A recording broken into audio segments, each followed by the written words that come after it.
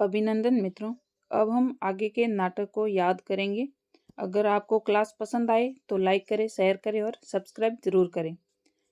गोविंद वल्लभ पंत, इनके नाटक हैं कंजूस की खोपड़ी, वरमाला, अंगूर की बेटी, सुहाग बिंदी, ययाति, राजमुकुट और काशी का जुलाहा। इसे वल्लभ शब्द लेंगे, वल्लभ या वल्लभी। कंजूस कौन है? वल्लभ है। कंजूस कौन है? वल्लभ है। और वल्लभ को क्या चाहिए? वरमाला चाहिए। किसको? वल्लभ को वरमाला चाहिए। अंगूर की बेटी, वल्लभ से बनाएंगे वल्लभी। और अंगूर की बेटी कौन है? वल्लभी है। अंगूर की बेटी वल्लभी है। एक दो बार पढ़ेंगे तो याद जरूर होंगे। सुहाग बिंदी, वल्लभी क्या लगाती हैं? सुहाग की बिंदी लगाती हैं। ययाति और राजमुकुट, वल्लभ को क्या चाहिए? राजमुकुट चाहिए। और वल्लभ जो है एक काशी का जुलाहा है। क्या है? काशी का जुलाहा कौन है? वल्लभ काशी का जुलाहा। हमीदुल्लाह, इनके नाटक हैं दरिंदे, उत्तर उर्वशी, एक और युद्ध, समय संदर्भ, उलझी आकृतियां और उत्तर प्रियदर्शी जो है आगे का काव्य नाटक है। हर बार, शेष कुशल है। हमीदुल्लाह से हम लेंगे हम क्या है? दरिद्र है, दरिंदे है। कैसे? हमारे मन में उल्टे पुल्टे सवाल आते रहते हैं, इसलिए हुआ कि हम क्या हैं? दरिंदे हैं। और उत्तर उर्वशी, हमने क्या देखा? उत्तर में उर्वशी को देखा। हमने किसे देखा? हमने उत्तर में उर्वशी को देखा।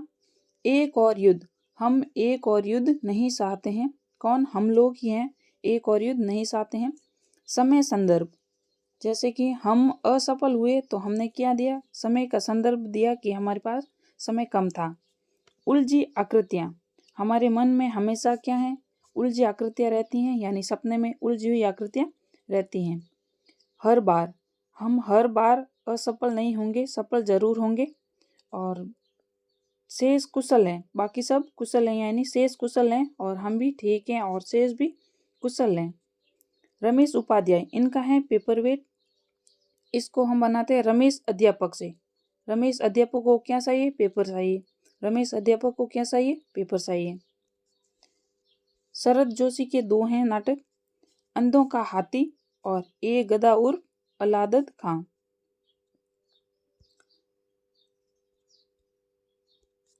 अंधों का हाथी कौन है? शरद है। अंधों का हाथी शरद, एक साथ पढ़ेंगे, याद होंगे। अंधों का हाथी शरद है और एक था गधा, ये भी शरद है। हाथी कौन है? शरद है। गधा कौन है? शरद है। अंधों का हाथी शरद और एक था गधा, शरद। ऐसे याद करेंगे, जरूर याद होंगे। जगदीश चंद्र माथुर, इन्हें सोटे जयशंकर प्रसाद कहा जाता है। सोटे जयशंकर प्रसाद कौन है? जगदीश माथुर है। इनके नाटक हैं कोणार्क 1951 में, शारदिया 1959 में, पहला राजा 1969 में, दशरथ नंदन 1974 में, रघुकुल रीति 1985 में। ये कालक्रम से प्रश्न आते हैं, इसलिए मैंने इसकी ट्रिक बनाई है कि जग के कोणार्क, शारदिया, पहला राजा बने जो दशरथ नंदन के रघुकुल रीति पर चले। कोणार्क, ये शब्द याद रखना है, ये कुछ गलत हो गया था। तो कोणार्क हो गया, जग से जगदीश चंद्र हो गया, कोणार्क से कोणार्क, शारदिया से शारदिया, पहला राजा से पहला राजा, दशरथ नंदन से दशरथ नंदन और रघुकुल रीति से रघुकुल रीति।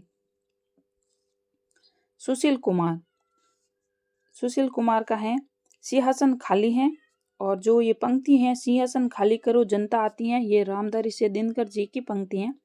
सुशील कुमार, कुमार राजकुमार लेंगे हम। कुमार क्या है? सिंहासन खाली है, इसलिए हम किसको बैठाएंगे? कुमार को। सिंहासन खाली है, कुमार। किसको बैठाएंगे सिंहासन पर? कुमार पर, क्योंकि ये सिंहासन खाली है। अगला है सुरेंद्र वर्मा, इंपोर्टेंट है। इनका है द्रौपदी, जो कि 1970 में आया। दूसरा है सेतुबंद, 1972 में आया। एक है सूर्य की अंतिम किरण से सूर्य की पहली किरण, जो कि 1975 में आया था। आठवां सर्ग 1976 में आया। इसका आधार है कुमार संभव का आठवां सर्ग। छोटे शहद बड़े शहद और एक दुनी, एक शकुंतला की अंगूठी, कैद ए हयात, नायक या खलनायक, विदूषक और एक है रति का कंगन। इसको याद करते हैं। द्रौपदी, द्रौपदी किसके पास गई? सूर्य के पास। सूर्य यानी होता है देवता, देवता यानी कृष्ण के पास। द्रौपदी ने कृष्ण को क्या लगाई? पुकार लगाई, इसलिए द्रौपदी ने किसको बुलाया? सूर्य को बुलाया। सेतु बंद, जो देवता होते हैं, सूर्य होते हैं, वे ही सेतु को बंद कर सकते हैं, हमारे जैसे आम आदमी नहीं। सूर्य की अंतिम किरण से सूर्य की पहली किरण तक जो सूर्य होते हैं, देवता होते हैं, वे ही सूर्य के पास जा सकते हैं, उसके किरणों के पास जा सकते हैं। आठवां सर्ग किसने लिखा? सूरों ने लिखा। आठवां सर्ग सूरों ने लिखा। छोटे शहद बड़े शहद, इसको हम करेंगे छोटे सूर बड़े सूर, जैसे छोटे मोटे देवता होते हैं, इसलिए छोटे शहद बड़े शहद। एक दूनी एक, हम तो एक दूनी दो करते हैं, लेकिन देवता हैं तो एक दूनी एक करेंगे। शकुंतला की अंगूठी, शकुंतला की अंगूठी किसके पास है? सूरों के पास है। किसके पास है? सूरों के पास है। कैद ए हयात, हयात का मतलब होता है जिंदगी। हमारी जिंदगी किसकी कैद में है? सूरों के कैद में है। किसके कैद में? सूरों के कैद में। रति का कंगन भी सूरों के पास है। सूरों के पास क्या क्या है? शकुंतला की अंगूठी है और रति का कंगन है। नायक या खलनायक, हमें पता नहीं है कि सूर्य क्या है, नायक है या खलनायक। विदूषक, सूर्य हम पर हंसते हैं, विदूषक है यानी हंसी ठिठोली करते हैं हमारे साथ, विदूषक यानी हंसी ठिठोली करने वाला। मस्करा,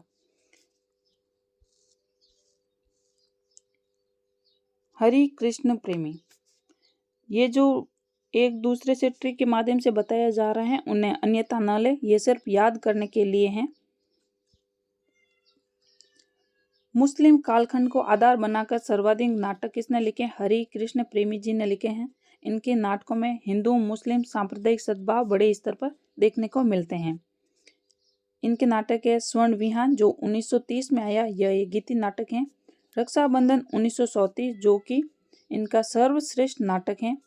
पाताल विजय 1937, प्रतिशोध 1937, विजय साधना 1937, आहुति 1940 और स्वपन भंग 1940। विस्पान है 1945, सांपों की सृष्टि है, अमृत पुत्री है। रक्षाबंधन कहानी जो है वो है विश्वंबर नाथ कौशिकी और एक है साया। इसको याद करते हैं। हरि कृष्ण प्रेमी, कृष्ण जी हैं, प्रेम करते थे, उससे हम रिलेटेड करके याद करेंगे। जैसे स्वर्ण विहान, कृष्ण जी कहाँ रहते थे? स्वर्ण विहान में रहते थे। और रक्षाबंधन, कृष्ण जी प्रेमी थे, इसलिए वे गोपियों से रक्षाबंधन के दिन छुप कर रहते थे, वो उनसे राखी नहीं बंधवाना चाहते थे। पाताल विजय, कृष्ण जी हैं जो अपने प्रेम के लिए यानी राधा जी के लिए पाताल की भी विजय कर लेते हैं। पाताल की विजय कौन करता है? जो कृष्ण प्रेमी है।